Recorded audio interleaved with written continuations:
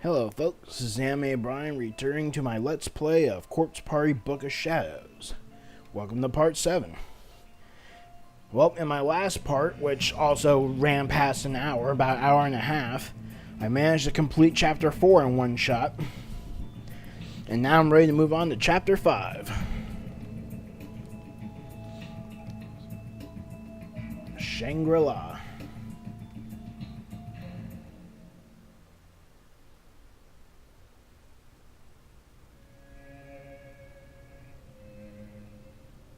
I deserve punishment for my actions.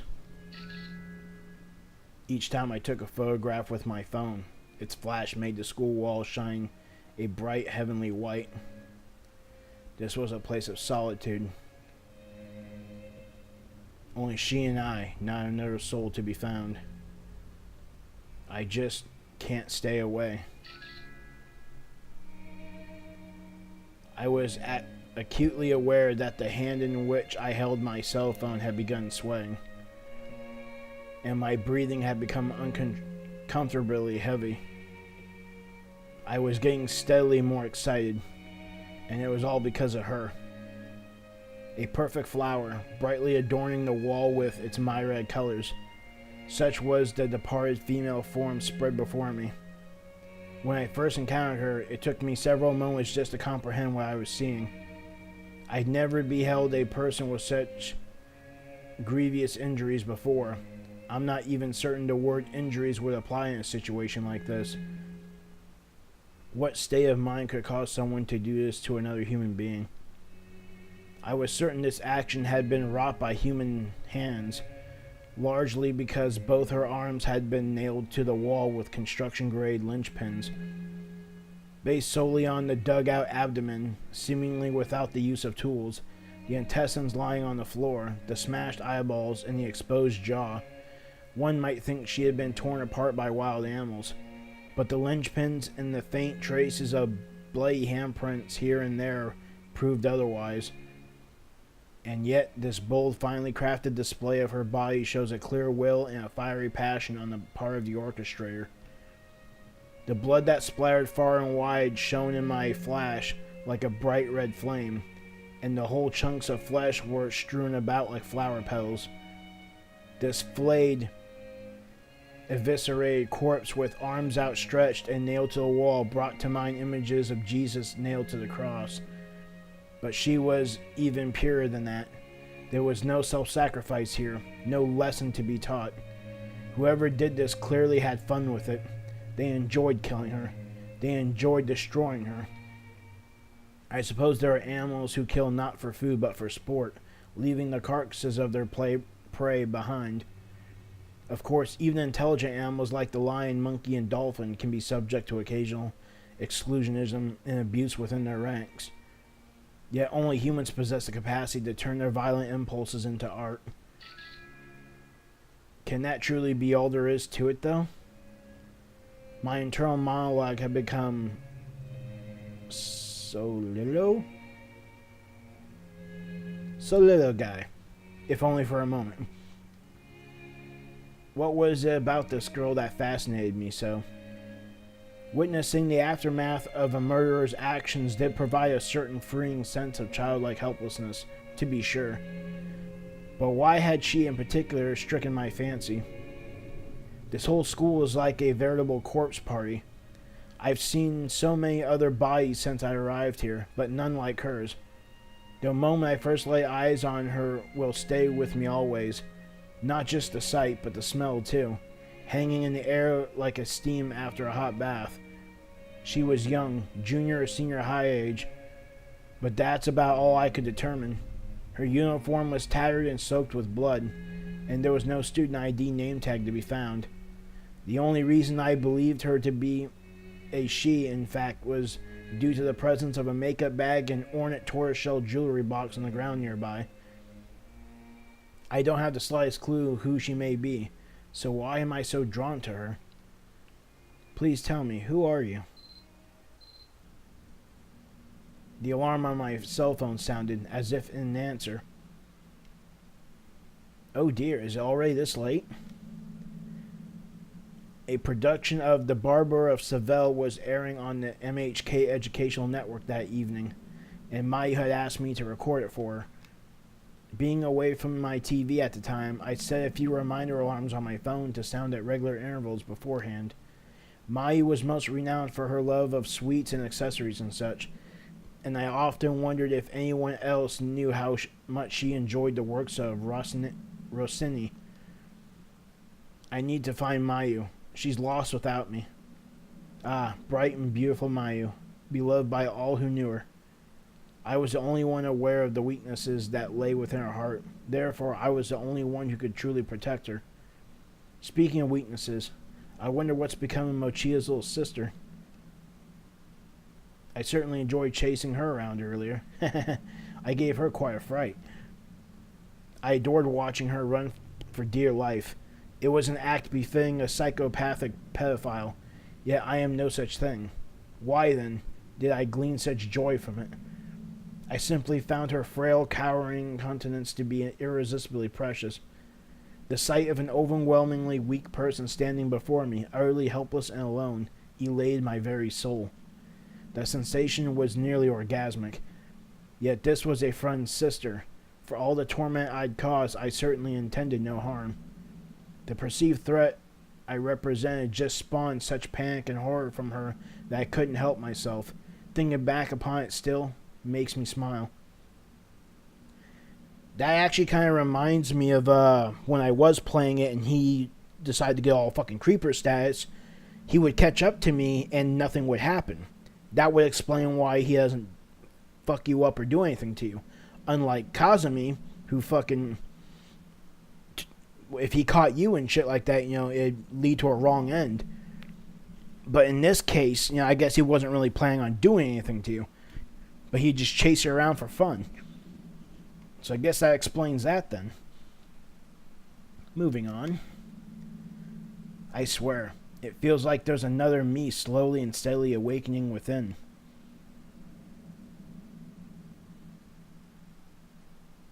That's right. Translate so I can read. No, this isn't right. This isn't who I am. Could it be that this nightmarish location is messing with my head? Indeed, this wouldn't do at all. If I were to return to the real world with Mayu and the others without first discarding this new me, I would no longer be able to live the way I did before. I suppose I'll need to erase all the pictures and movies I've stored on my phone, including hers. Book of Shadows, episode number 5, Shangri-La.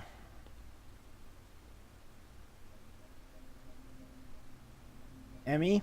Toko? Anybody at all? Is anybody there? Crap, my phone. Is it okay? Damn it, the strap broke. Nobody is here either. Where did everybody go?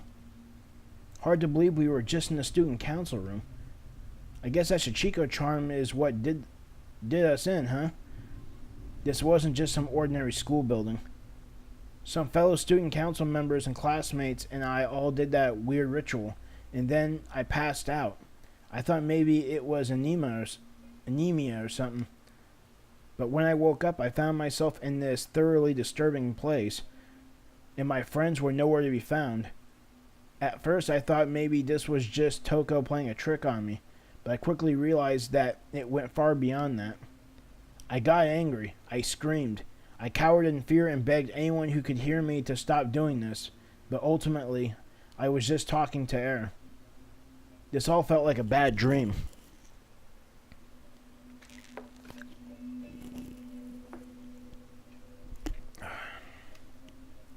And I prayed in my heart of hearts that that's all it was, because I knew I wouldn't be able to stand being in this horrible place all alone. I just wanted to see someone, to be with someone. I just wanted someone to call my name. I'm Mitsuki Yamamoto, an 11th grader at Byakudan Senior High School. I serve as clerk for the student council. I'm right here, everyone. Right here. The door is frozen in place, as if it's just a decoration on the wall. It doesn't even rattle when pushed. Damn it. The windows were the same way. What the hell is going on here? I'm not going to accomplish anything by staying in one place. I need to keep looking for my friends.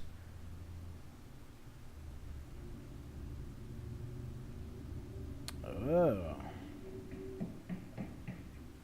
We're in the east wing of the school. How about that? Mitsuki. Who's there? It's me, Kurosaki. Kurosaki, where are you? We were in the same hallway, but separated by a huge hole in the floor. Still, I'd finally found someone. Kensuke Kurosaki, a classmate of mine from 2-4. After being alone in here all this time, finally, a friend. I could barely contain my exuberance. Kurosaki, I'm so glad you're alright. You too. How are you holding up? You're not hurt or anything, right? No, I'm just fine. How about you, Kurosaki? Where are the others? I wish I knew. I only just woke up and I'm still trying to figure out how I got here.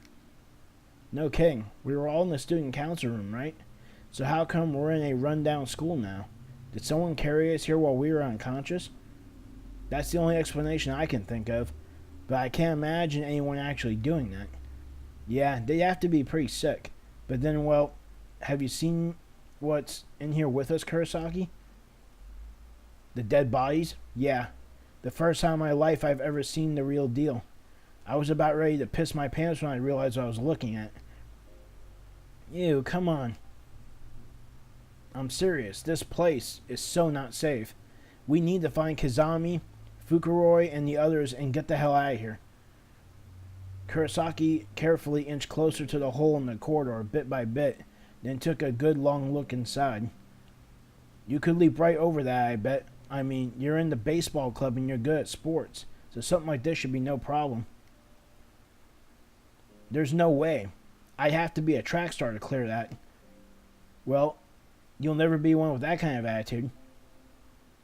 Man, don't mince nice words. Man, don't mince words, do you? Damn, I can't even read right. Man, you don't mince words, do you? Wouldn't expect anything less from you, though. Anyway, I'm going to try to find some other way around. What?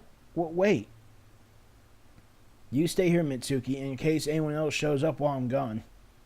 You don't need to be in such a hurry. Why don't we stay here for a little while yet? Don't leave me alone. I guess I can kind of be a pain in the ass sometimes. In class and in student council meetings alike, I'm always trying to take charge. I suppose I'll have to be all docile and sweet like Emmy if I want to be treated like a lady. Out of range. Damn. Right when I need it the most, too. The time display on my phone read 29:09. Yeah, fuck military time. Let's see, minus 12. That puts it at... Wait, what? No, there's 24 hours in a day. What the fuck is that shit? Well, that's certainly not right. Maybe it got messed up when I dropped it.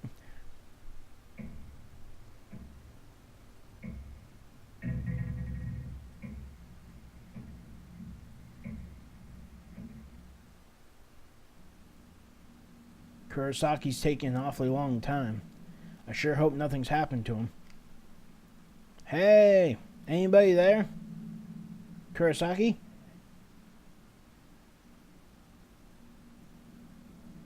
I'm here, over here, Kurosaki. Mitsuki, is that you? Fukuroi? Thank goodness. I was looking all over for you, Mitsuki. It was Masato Fukuroi, a classmate of mine and the student council president. He always had a scowl on his face and dug his heels into the ground on everything, but right now, his cold obstinance was as welcome as could be. Fukuroi, I'm so glad you're alright. Wait, wasn't that exactly the same thing I said to Kurosaki? I really need to get some new material. I'm sorry, you caught me right when I was starting to panic. I mean, we're in this horrible place and Kurosaki wandered off.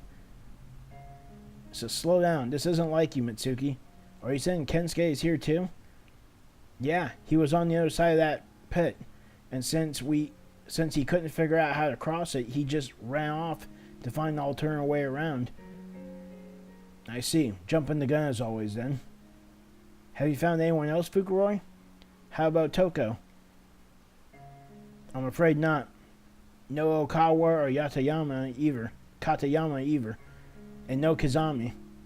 Well, Kazami's probably fine by himself. You might be right. He's strong in body and strong of will. I doubt even a place like this could bring him down. At any rate, once we reunite with Kurosaki, we should make finding the others our first priority. Maybe we should try to find an alternate route around this pit of ours then.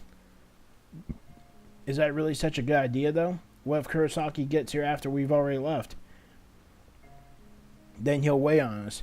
And if we set about finding our own route, there's a good chance we'll run into him along the way. And we might happen upon the others, too. You're right, we can't just stand around or we'll never get anywhere. And I have to admit, I'm worried about Toko and the others. Me too. We have to confirm the safety of everyone from Bakudan as soon as possible. The door to the art room is locked up tight.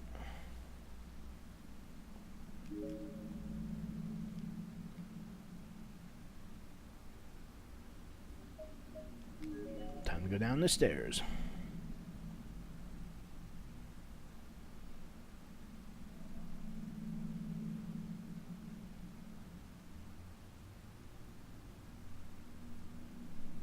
Nothing special here. Enter the music room.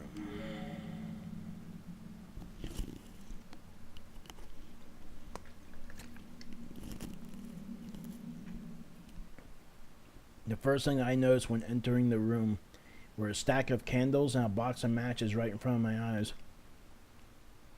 Had someone left these behind? These look fine as long as they're not too damp. They should still be perfectly usable. Come on, flame. I struck one of the matches alongside the box and a small red flame flickered into being.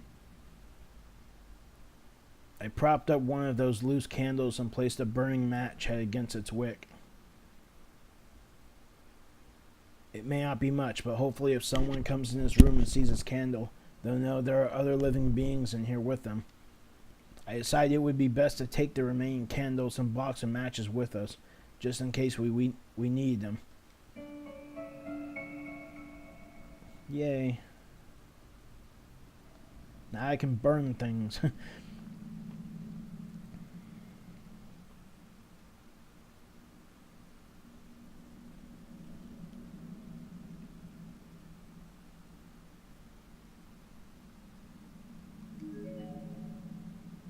Fukuroi, look, there's something in here.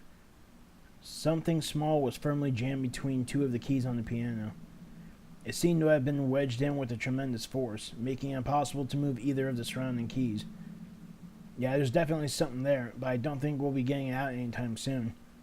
We need something we could fit into the tiny space between the keys in order to pop it out. There's a row of awards and plaques on one of the shelves here.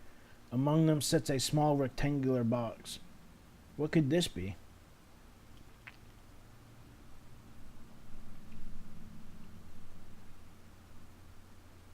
Huh. Screw it, take it anyway. The cabinet's glass door is locked. Well then what the fuck, asshole?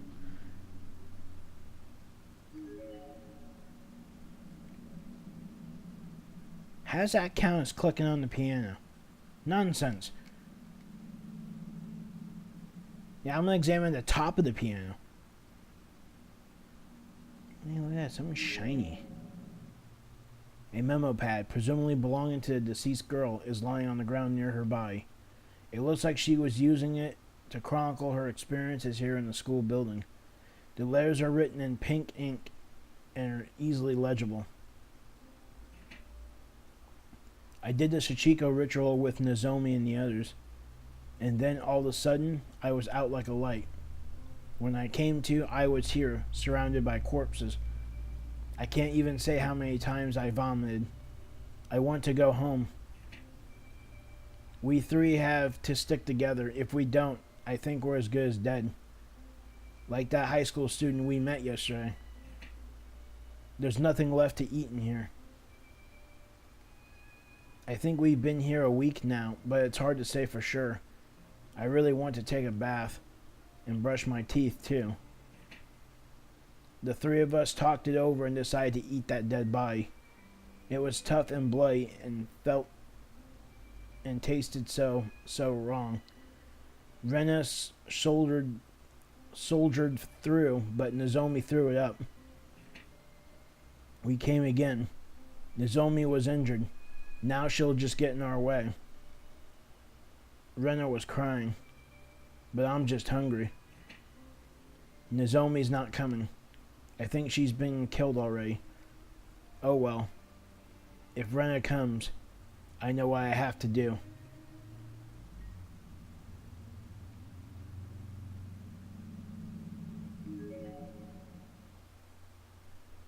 So you can't take it. No, skip.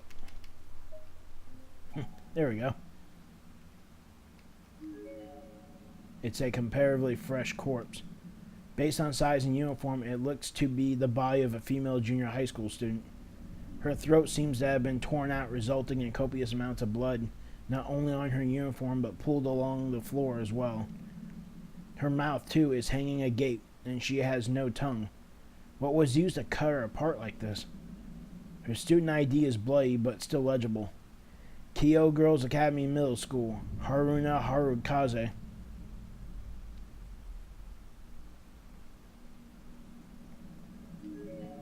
It's one of the candles we found in this room. Oh, I guess that's it. Nope. The seal must be undone. This tragedy must not be allowed to spread any further.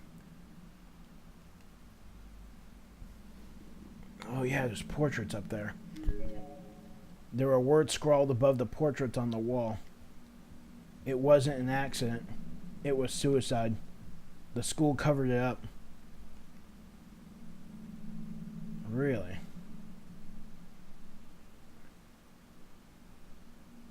And I think that's all I can do in here.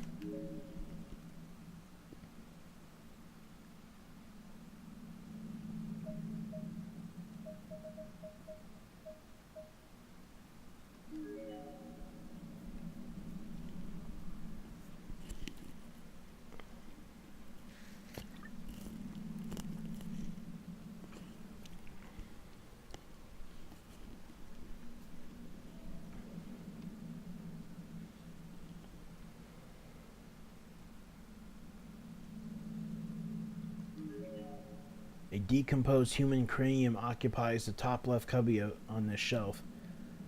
It mustn't have been easy to make it fit, as there are tiny pieces of flesh and scalp tissue along the frame. The only standout injury is to the jaw, which is clearly smashed in, giving the face an eerie, unnatural expression. Based on what's left of its facial features and the cut of its hair, this was likely a male middle school student.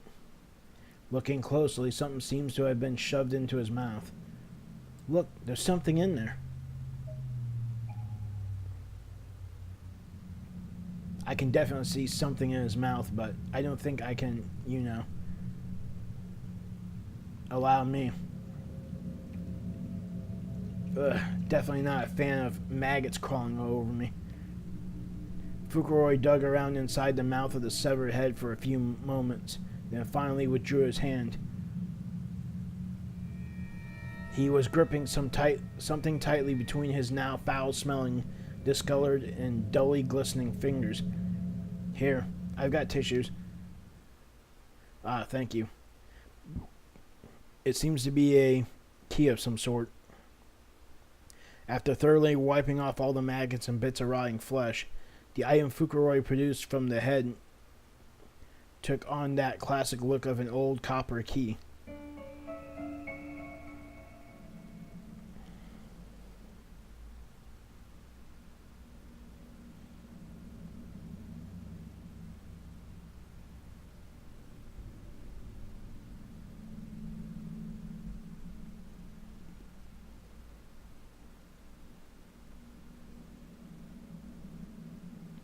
So going back to the art room.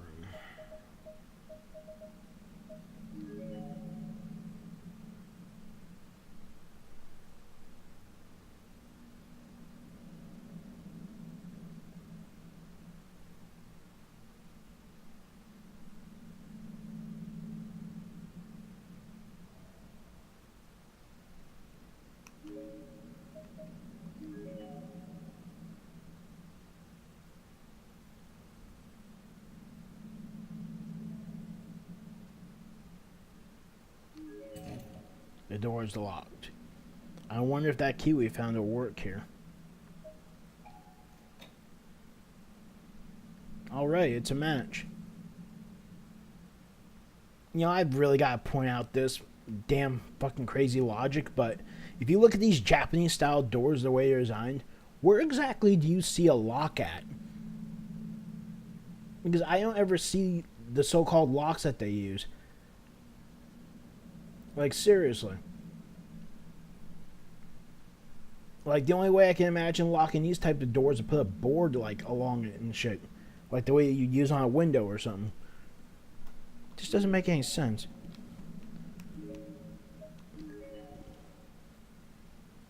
Anyway.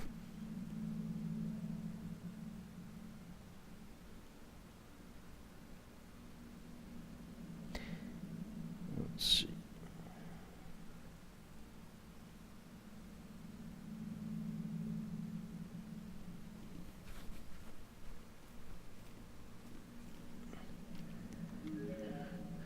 It's a portrait of a girl with long black hair, but her face has been completely blotted out with red paint.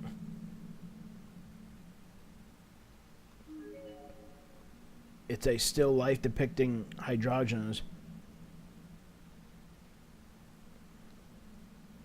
There's a palette knife placed beneath the canvas. This seems like something we might be able to use. You never know when something like this might come in handy. Acquire the palette knife.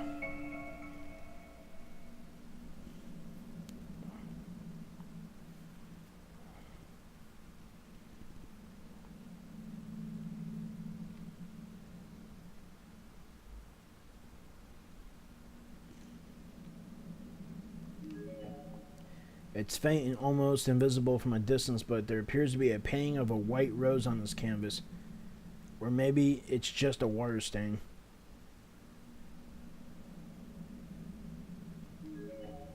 There are quite a lot of objects on these shelves and in these drawers, but every one of them is fixed in place, as if they're all just decorative accents.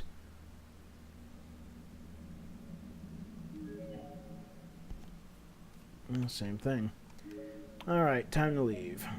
Back to the music room.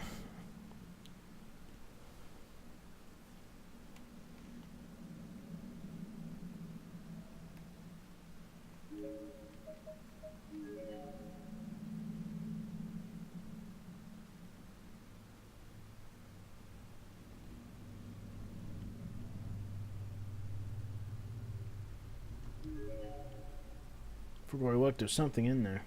Something small is firmly jammed between two keys in the piano. It seems to wedge a tremendous force, impossible to move certain keys. Definitely something in there, blah blah blah blah blah. We've already been through this. Hey, what about that palette knife we found in the art room? Fukui took the palette knife in hand and started digging between the keys of the piano with it in an attempt to dislodge whatever was stuck. It took a lot more effort than expected and created an unpleasant scraping sound that kind of hurt my ears. But ultimately...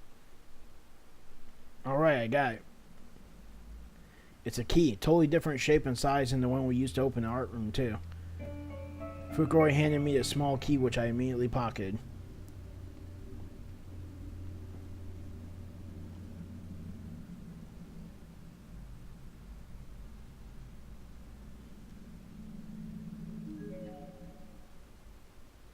There's a row of awards and plaques. Shelves here among them said small rectangular box.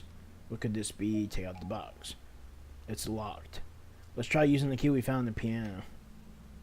The key turned without any resistance and the heavy glass door opened right up. I removed the rectangular box from inside and marveled at the feel of the wood. It was made of Polonia, making it smooth and lightweight. Huh. That's the name of a school where Naho's from. That's hilarious. Let's have a look inside, shall we? It doesn't seem dangerous or anything. Hope you didn't just jinx us. I wouldn't worry. Even if there's a bomb in there, I'm sure you'd be able to handle it just fine. Ha ha ha. Isn't that supposed to be the girl's line? I couldn't believe I just laughed. I guess Fukuroi's overtly serious. Deadpan reactions have become a source of strength for me. I can't even describe how grateful I was just to have him there. He was like a pillar of strength. With that in mind, I fearlessly opened the Polonia box. Inside, wrapped in silk, was a small wooden board inked with calligraphy. What is this? It looks like the kind of thing you'd see at somebody's grave. That's exactly what it is. It's a wooden grave tag. A kind of protective charm. It's the sort of thing they burn at Buddhist cedar stick ceremonies. It wasn't particularly well versed in Buddhist practices, but in a place like this, any sort of protective charm seemed like a good item to have.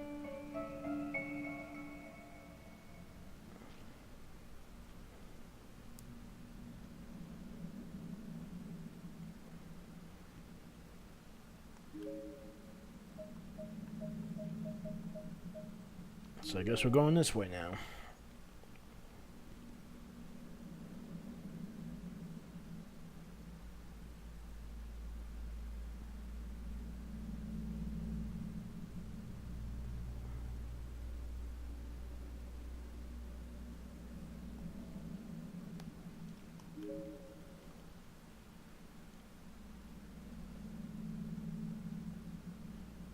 Go to the hallway. One south, one east.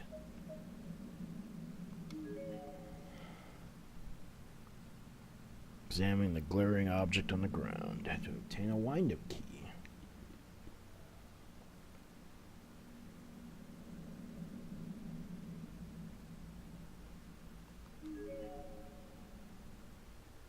Looks like the key from an old-fashioned wind-up toy. It's just an old wind-up key. But what does it wind up? Looks like it's about the right size for a toy, but in this place you'll never really know. Might as well take it with us then. We may come across whatever it attaches to at some point.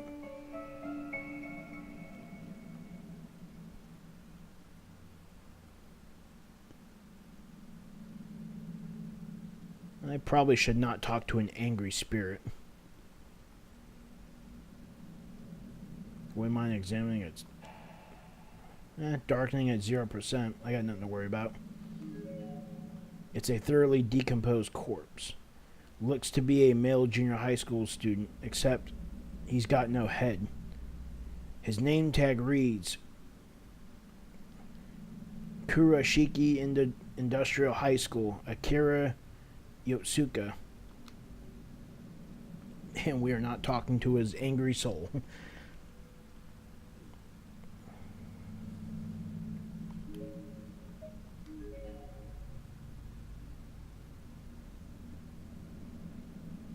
The girl's bathroom entrance is covered in protective charms and seems to be shut up tight.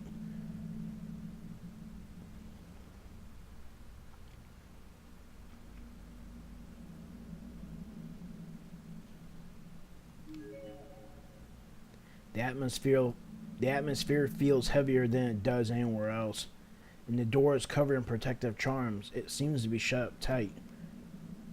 It's not even locked, it just won't open. Maybe we can use that grave tag we found to get inside. The writing on these paper charms really does look pretty similar to the writing on the grave tag, but what are we supposed to do with it? Maybe try chucking it at the seals. Sounds like a good way to get cursed. How about we just set it on the ground nearby instead? Fukuroi did exactly that, and after only a few moments, there were noticeable changes in the air. Then, all of a sudden, the grave tag emitted a bright blue light, and the door was engulfed in flames. Crap, the whole building's burning down. No, wait, look. I already turned to run, but at Fukuroi's urging, I turned back, and I have to admit, what I saw defied my expectations and explanations as well. The flames weren't actually engulfing the door, but rather just the protected paper charms affixed to it. The door, the wall, and the floor were untouched. After several seconds of burning, the paper charms were completely vaporized, and the flames dutifully vanished, as if they were never even there.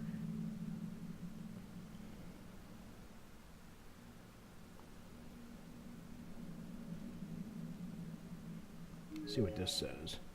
Let's keep our restrooms clean. Yeah, good luck with that. Protective charms are gone. The girls' restroom door now stands wide open.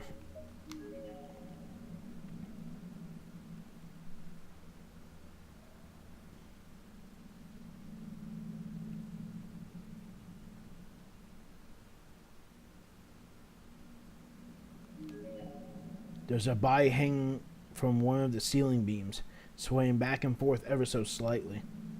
It's completely decomposed, but judging by the uniform, it was probably a female junior or senior high school student in life. Behind the swinging corpse, there was a conspicuous hole visible in the back wall, and all around it, on all sides, there's graffiti, exactly the kind you expect to find in a public lavatory, from dirty drawings to for a good times. Call me, I'll be waiting for you. Dead cat in class 3's locker. I'm watching you from up above. From 3A, loves. Japanese studies teacher, mister. Just die already, you pervert. There's a name tag on the girl's uniform. Rubens Academy Senior High School. Moeka Natsuno. It's locked from the inside. It won't open. There's a tiny hole in the door. What's this? Maybe we can see inside from here.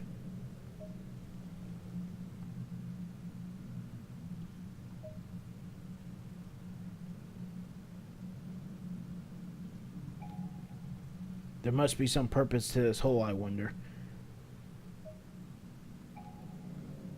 Working on a hunch, I took the wind-up key from my pocket and tried sticking it in the hole.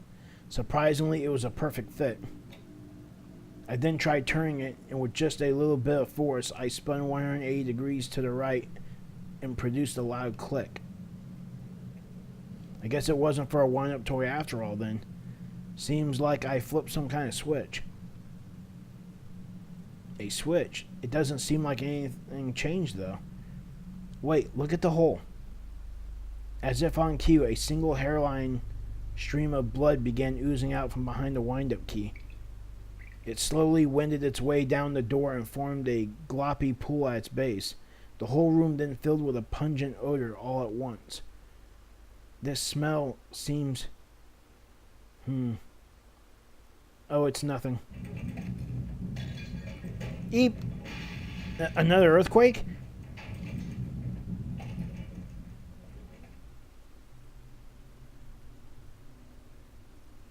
I think it's over. That scared the crap out of me. This whole building is run down enough. There's no telling when it'll just up and collapse. Yeah, we need to hurry and find a way out of here.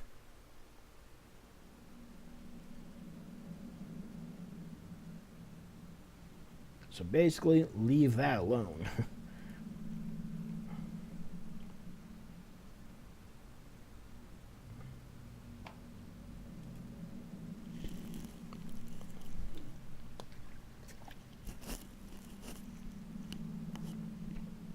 Alright then, time to leave.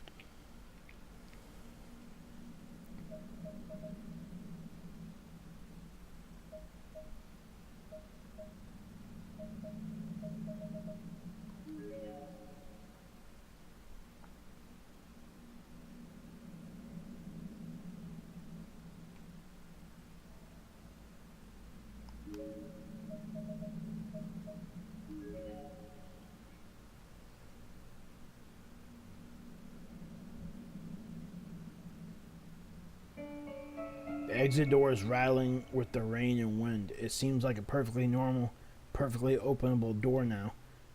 Ah, Fukuroi, look. I think we can go outside.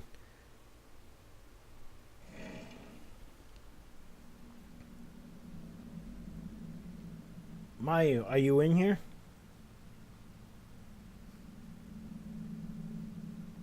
No luck. Oh, Mayu, where could you be? Another dead body. What in the world is going on in this school? Mayu mustn't be left by herself in a horrible place like this. I hope she's at least with Miss Yui or Mochita.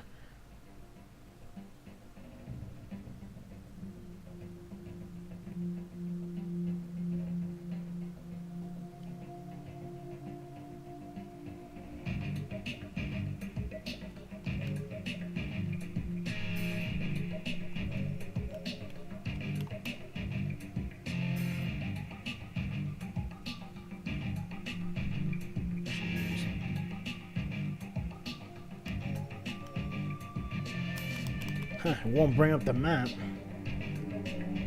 It's a corpse that only just started to decay.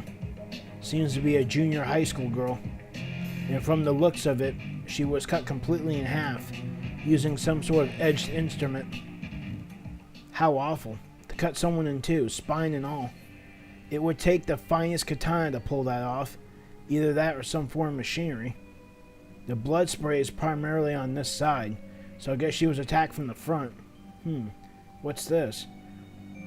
I noticed a notebook partially jutting out from her pocket.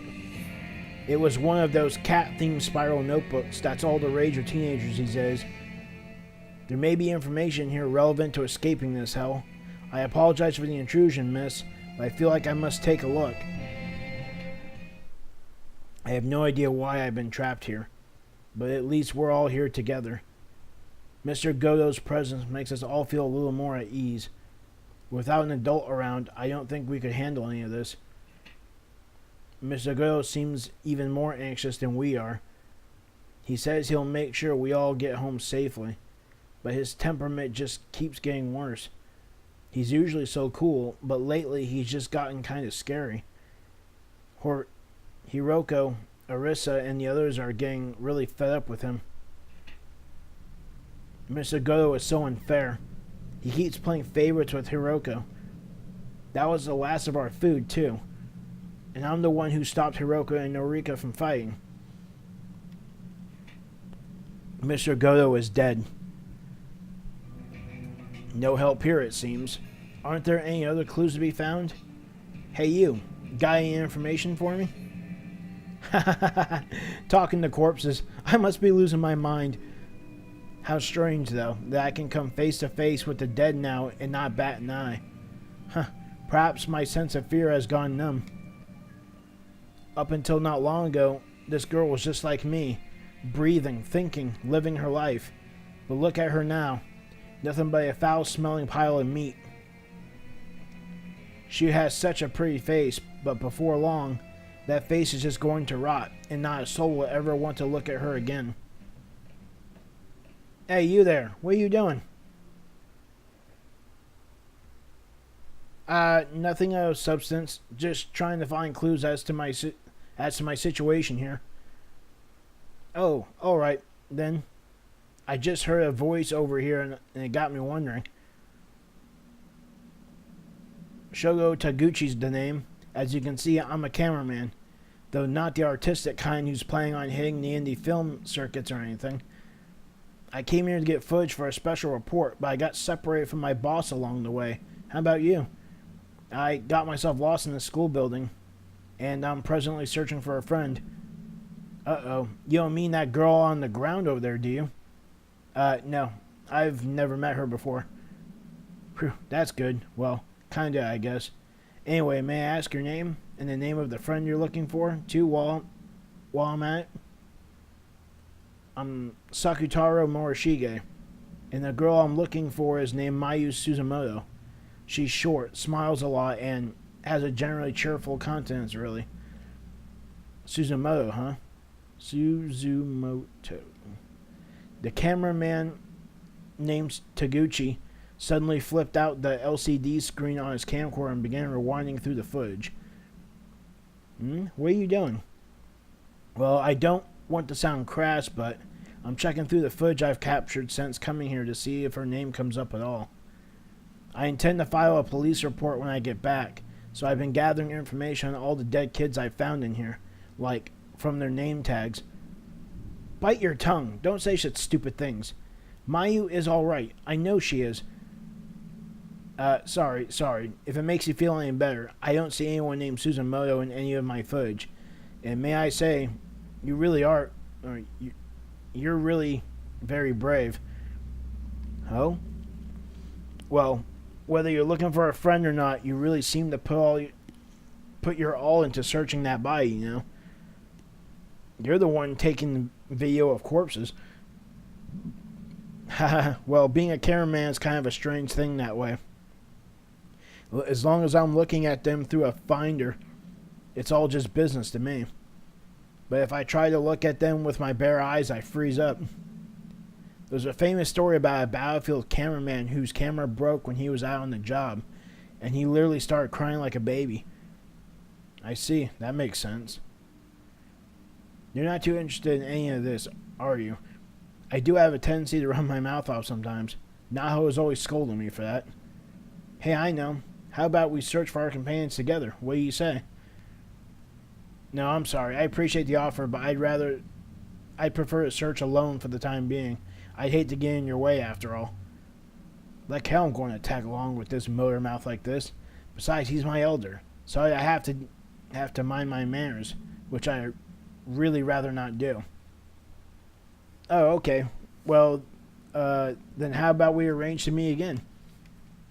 There might be high EMFs in here or something, because nothing can keep me in this damn place. But what say we try meeting up after an hour, give or take?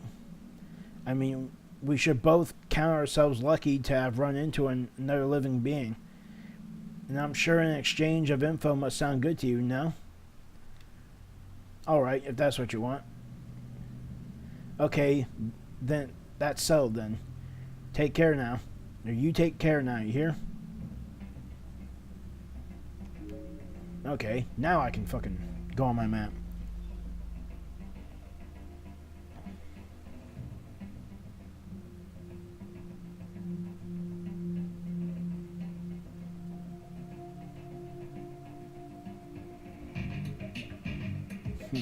Looks like I need to fix up the walkthrough a bit.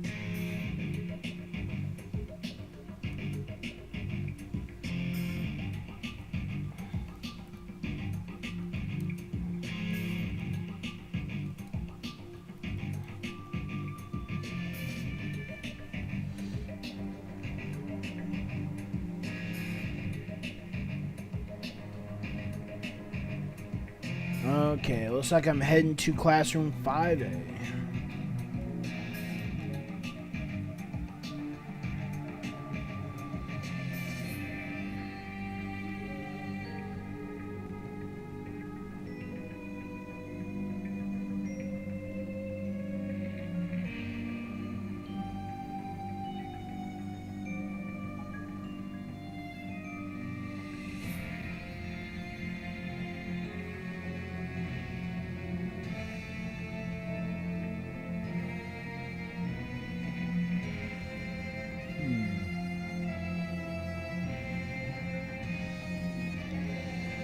Aren't you forgetting something?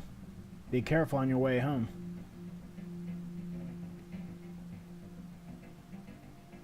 It's supposed to be something called a kite string here. I'm not seeing it though.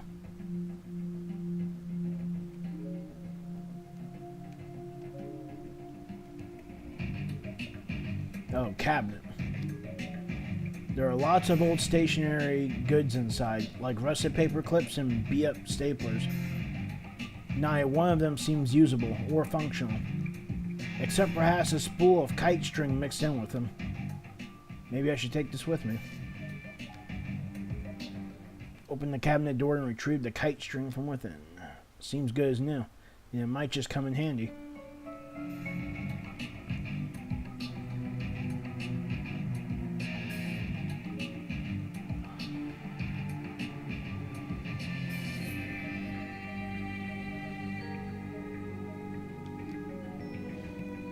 Time to go up to the second floor.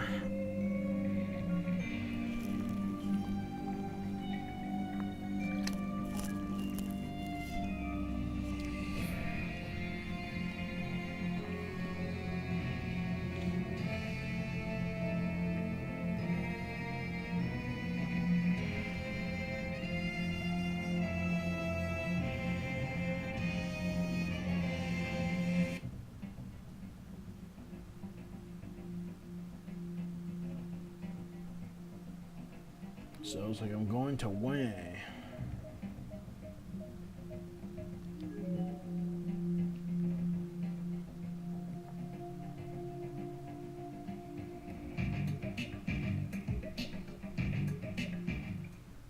Shig, don't look at me.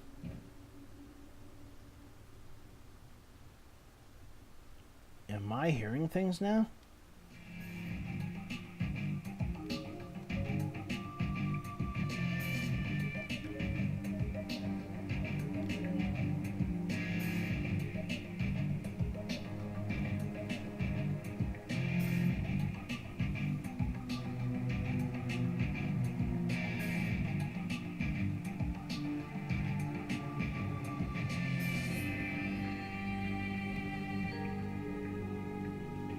Okay.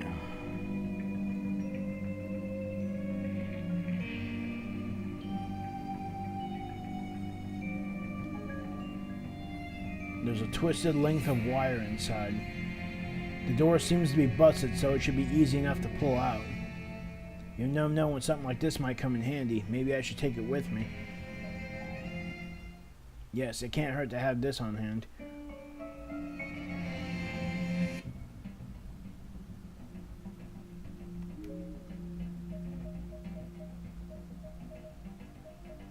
Time to head back downstairs.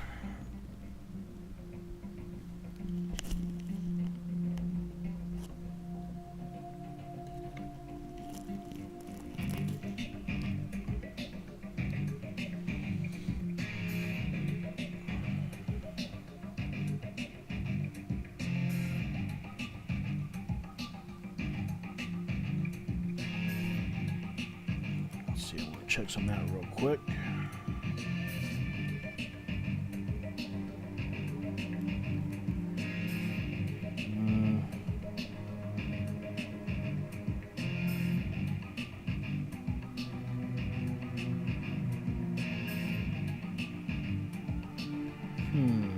So it's the R button.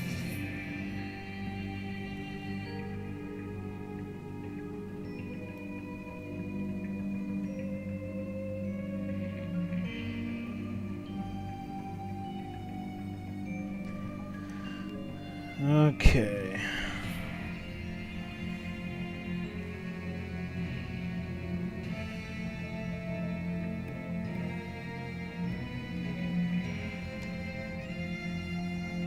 Apparently, if you hold the R button, it speeds up the process.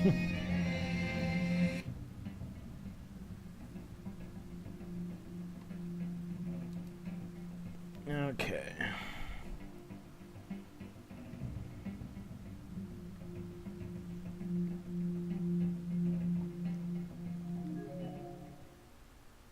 It'll take a bit of ingenuity to get whatever I want, to get whatever that is out of the hole. Maybe I can rig something up with this wire and kite string.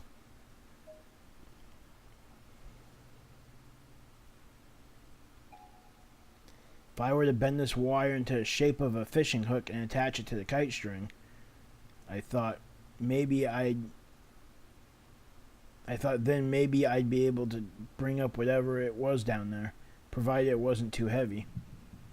Well, it's not exactly a professional grade fishing rod, but here goes nothing. Hey, I got it. Not a lot of resistance either. Must have been all that heavy. I quickly but carefully pulled in the line. Damn. Whatever it was, it fell off the hook before I could bring it back up. I guess I didn't bend it tightly enough. Maybe it would be quicker to lower myself down into the hole after all, though that would also be a far more reckless course of action. I'm just not sure what to do.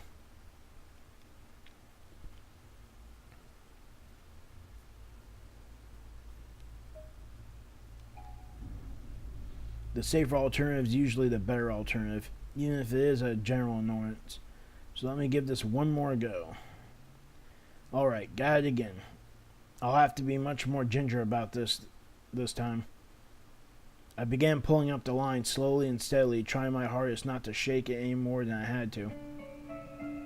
Finally, I pulled the item up from below. It was a small notepad. I flipped it over and... it's a student ID book from Kisaragi Academy. Mayu. It's Mayu's. No, did she fall down into this pit? Mayu! Mayu, are you down there? Mayu! Mayu!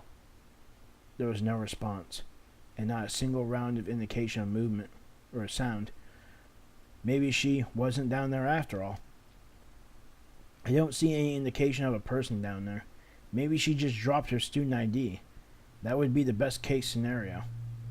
Even without realizing it, I found myself gripping Mayu's student ID tightly, squeezing it in my hands repeatedly as if to verify its existence. It felt like her ID had been entrusted to me, and I absolutely had to get it back to her. It was now my mission. Mayu, I'm worried about you. If you've been injured, no, I mustn't think like that. I have to concentrate on what lies ahead. For now, I'll just consider this proof that Mayu's definitely here somewhere. And if I look for her long enough, I'm sure we'll meet again.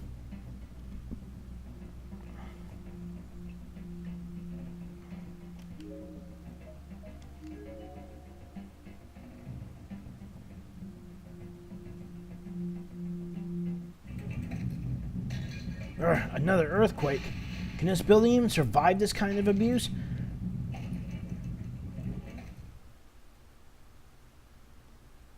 Taguchi's not here yet. I guess it probably hasn't been an hour.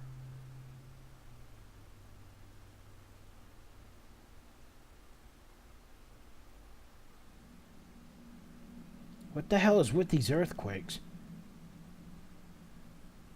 I don't know, but in any case, everything seems to have shifted now.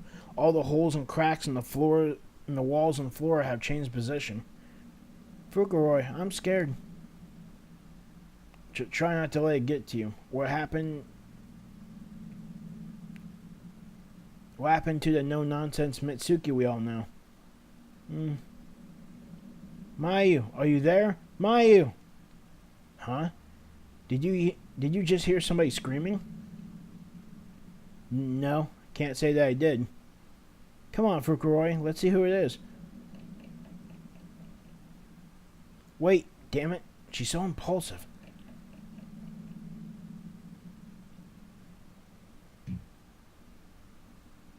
Ah, Mitsuki.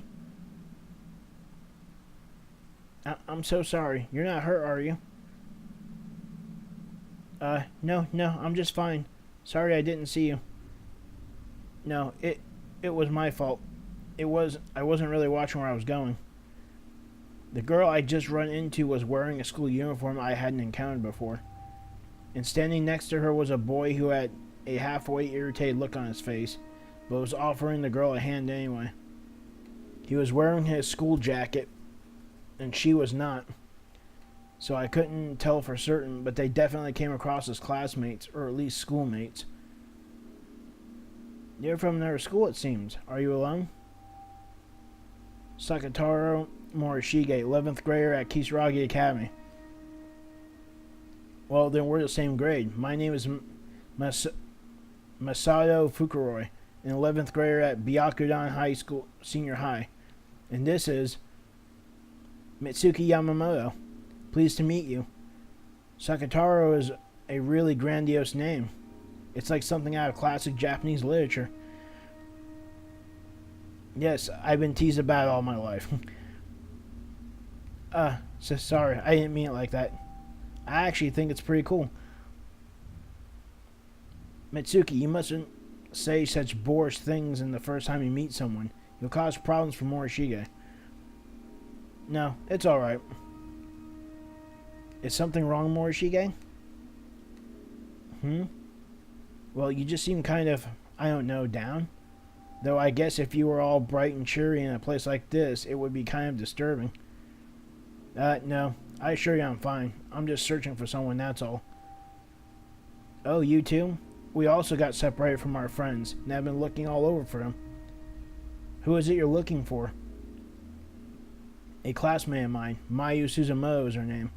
She's small in stature, but her personality can light up a room. Ah, right, this is her. Here. Suddenly remembering I'd fished her student ID out of that pit, I withdrew it from my pocket and showed it to the two students.